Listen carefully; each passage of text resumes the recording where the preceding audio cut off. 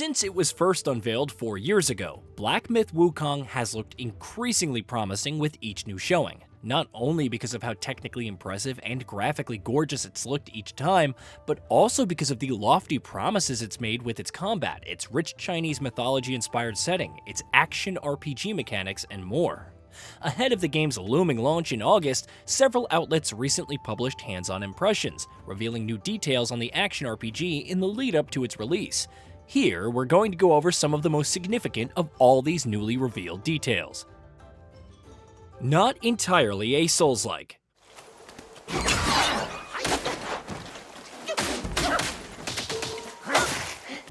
Since it was unveiled, Black Myth Wukong has been classified as a Souls-like by almost everyone who has spoken about it, but developer Game Science is now indicating that the game doesn't necessarily fall into that genre, at least not entirely.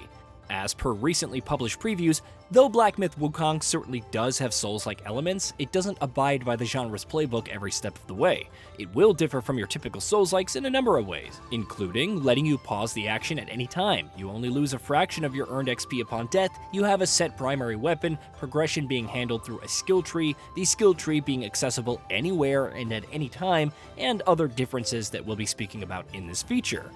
Speaking of which, faster combat. Here's another area where Black Myth Wukong is looking to offer a different kind of experience from what you may be used to seeing in most Souls-like titles. Multiple recent previews from IGN to GamesRadar have described the game's combat being much faster, more nimble, and more agile than what the genre is typically known for.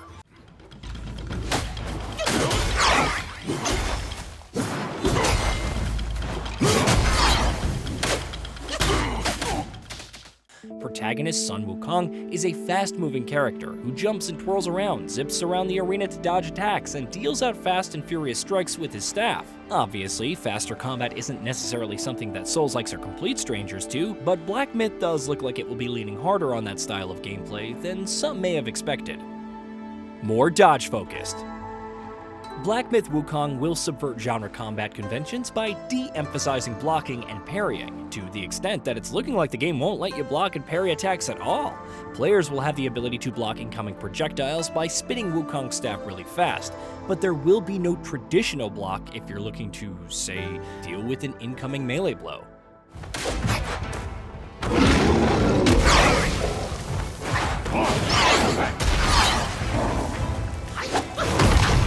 Instead, if you're looking to avoid damage, Black Myth Wukong combat will revolve entirely around dodging. How dodging works. How exactly is dodging going to work then? Black Myth Wukong might not be an out-and-out Souls-like, but it is going to be a challenging game nonetheless, which means endlessly spamming the dodge button is not going to be an option. Instead, as described in IGN's preview, Black Myth will let players dodge thrice in quick succession, but after those 3 dodges, the next one will lock you into a lengthy recovery window before you can dodge again. Timing your dodges will also be key thanks to a perfect dodge mechanic that will see you earning focus every time you pull off a dodge with perfect timing. And what exactly is focus? Focus is a core mechanic that you're going to have to pay attention to if you want to get the most out of the combat in Black Myth Wukong. And what exactly will it do? Hitting enemies with combos of your light attacks, executing perfect dodges, and the like will reward you with focus. And once you've filled your bar up, you'll be rewarded with a focus point. That, in turn, can be used to unleash a heavy attack that you can integrate into your combo chain, allowing you to unleash stronger moves on enemies to deal heavier damage. Figuring out the right time for using focus points to unleash heavy attacks will be a large part of many of the game's tougher combat encounters, especially the boss fights. Magic. In addition to Wukong's arsenal of weapons, he'll also have access to magical abilities. Players will have 4 slots open for magical spells, with multiple spells becoming available for each slot as you progress deeper into the game. Magic will, of course, require mana, and players will be able to use a number of different kinds of spells. For instance, one spell in particular that a number of previews have described is Immobilize, which, as its name suggests, will allow you to completely freeze enemies in their tracks for brief windows, which may get briefer still depending on how strong those enemies are, allowing you to dodge their attacks and land plenty of your own attacks instead. Transformations.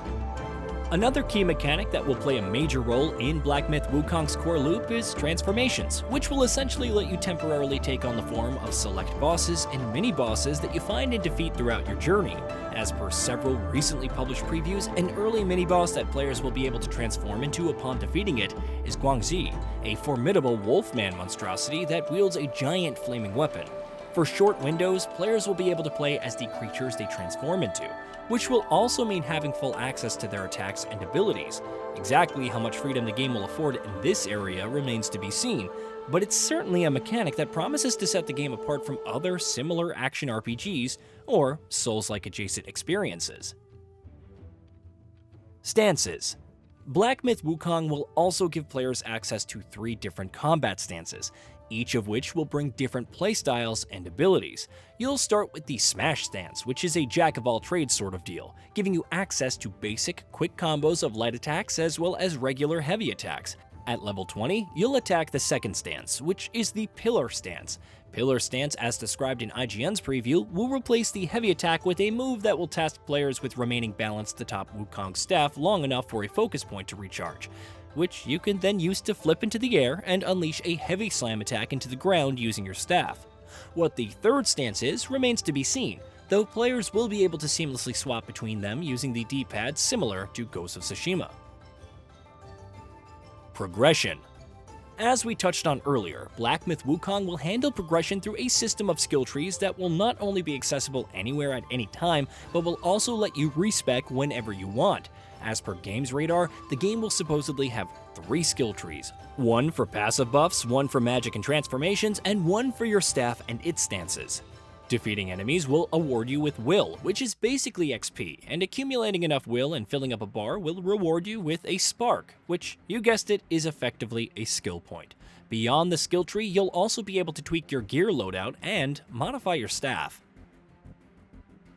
Linear levels. Black Myth Wukong is also looking like it's going to be a much more linear experience than your typical Souls-like. Developer Game Science has said that there will be some levels in the game that will feature branching paths, hidden bosses and challenges, secrets and optional quests and what have you, but by and large, you shouldn't expect the game to feature the sort of semi-open and winding level design that something like Dark Souls would have. Instead, Black Myth Wukong is going to be a mission-based game that will take you through much more linear levels with constant forward momentum.